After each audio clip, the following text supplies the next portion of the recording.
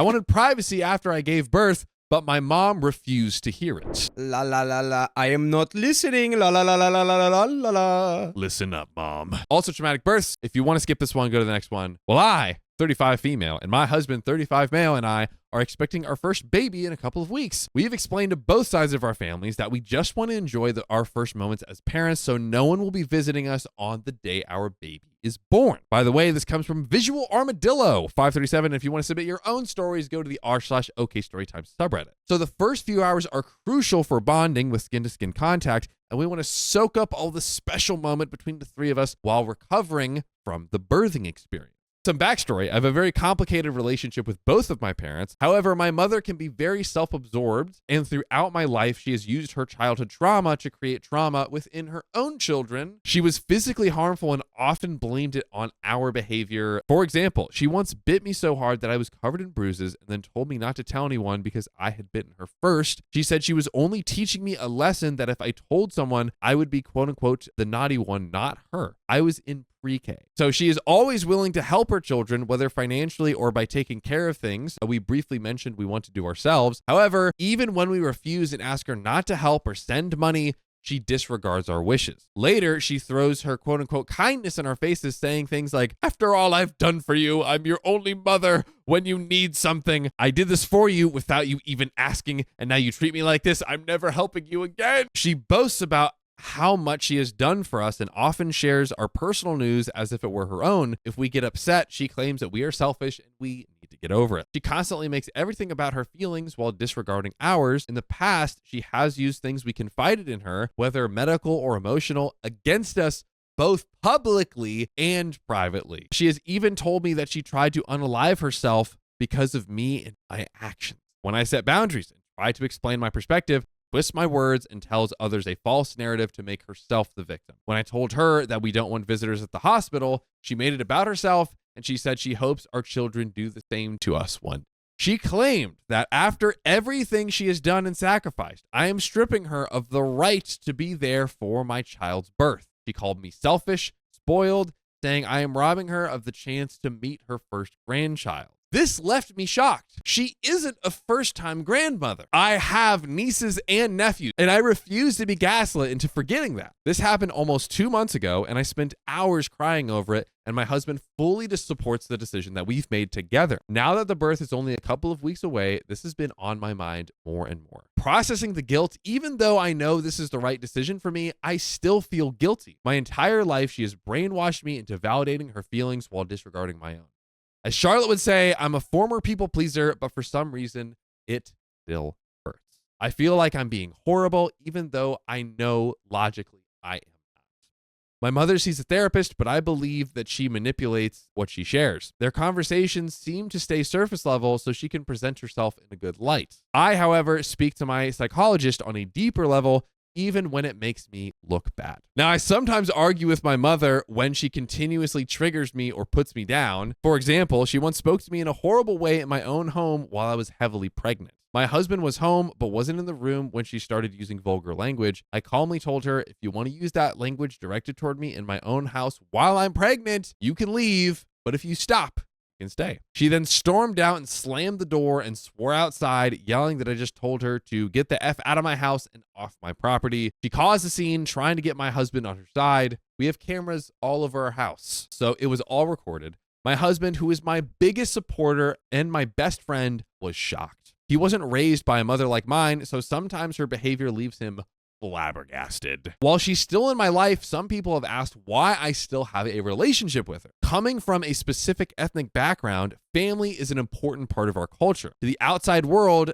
things are painted differently. There's a lot of competitiveness and gossip, but I don't want to compete or talk about other people's lives. That's a generational thing that I refuse to participate in. I feel emotions very deeply and always consider how others might be struggling. I believe one interaction could help someone push through whatever they're going through. Because of this, even sharing my mother's behavior makes me feel guilty. However, I know what she has done is wrong. She isn't always like this. We have some good days, and the little girl in me who is healing sometimes just wants a hug from her. She also has severe health problems, and I don't want to have any regrets on my side. She helps look after my nieces and nephews, and has never harmed them. However, she does disregard rules and boundaries my siblings have set in place, all under the guise of spoiling them. For example, she allows them to watch TV, gives them food they aren't supposed to have, or doesn't follow their schedules. If confronted, she says, "They're my grandchildren. If I want to spoil them, I will." They're my grandbabies. Which, to some extent, it's like, I remember being like, got my grandma's cookies. But like, you know, like it's still if you're your child, if you're the grandma, Yeah. if your child comes to you and goes, "Hey, I don't want you to be giving so many sweets to my child." Yeah. You got to kind of be like, I mean, okay, I'll give less. Yeah. I feel like there's like, you have this like wiggle room of reason to be like, let's get you guys an ice cream. You know, like, yay. Like, well, yeah, it's okay, like, every once in a while, but grandparents, I think, want to be fun a lot of the time. I know she won't physically harm them the way she did me. The physical abuse was directed only towards me and not my other siblings. Opie says, some final thoughts. Thank you, everyone who's given me advice so far. We're only halfway through the story, so you stay locked in there. It has helped me gain clarity, especially since I am working to break free from the conditioning I grew up with. I will post an update after the birth, once we've settled in with our little bundle of joy. And we have the update here. 2 weeks ago, we welcomed our perfect little boy into this world, and he has completely changed our lives. We're absolutely obsessed with him. His birth was nothing like I expected. I went into labor, but things took a turn when both mine and the baby's heart rates started dropping. Before I had time to process what was happening, I was being prepped for an emergency C-section. It was overwhelming, but thankfully, everything went well, and our little one arrived safe and sound.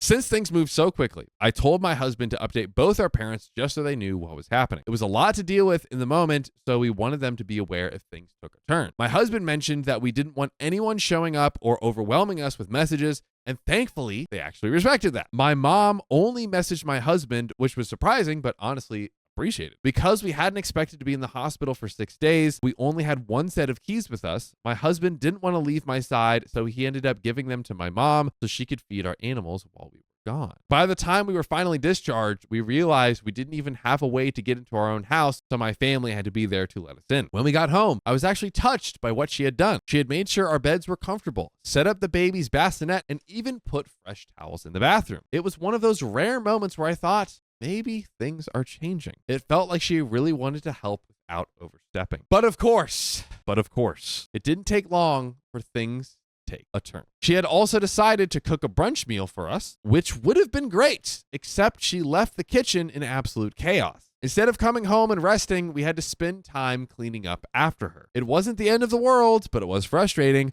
Like she only thought halfway through what would actually be helpful. Then came the boundary pushing. She was very eager for me to announce the birth. She kept bringing it up, saying things like, "People are asking, and don't you just want to share your happiness?" But the thing is, I was happy. I just didn't feel the need to broadcast it on social media just for her sake. I told her I wasn't ready, but she kept pushing, and it honestly put a sour taste in my mouth. And then, of course, the parenting advice started. According to her, I'm too attached to my baby and I'm holding him too much. You don't want to make him needy, she warned, as if giving my child love and comfort is a bad thing. She went on about how babies should be left to be settle on their own, how I shouldn't spoil them by responding too quickly. Basically, the complete opposite of how I wanted to parent. She also made sure to remind me that she's raised so many kids and that we all turned out just fine because of how she did things.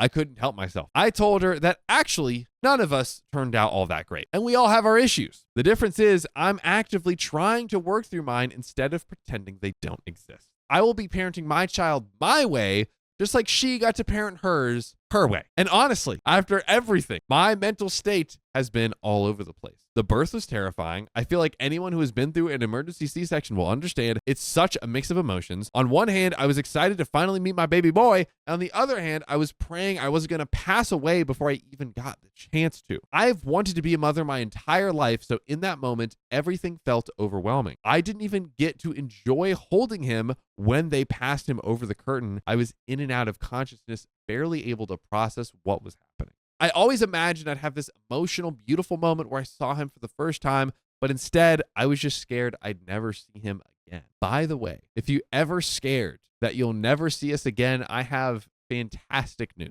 You can go to Spotify, Apple Podcasts, or your favorite podcast app and you can listen to full episodes of us No way. for eternity. For until the space-time continuum collapses. You can have us there with you. As long as you only listen to like what, 1 hour a day? Yeah. Because we got 53. That's a 53-day long eternity. But we're continuing to add more. So it's just you only listen to 1 hour a day. yes.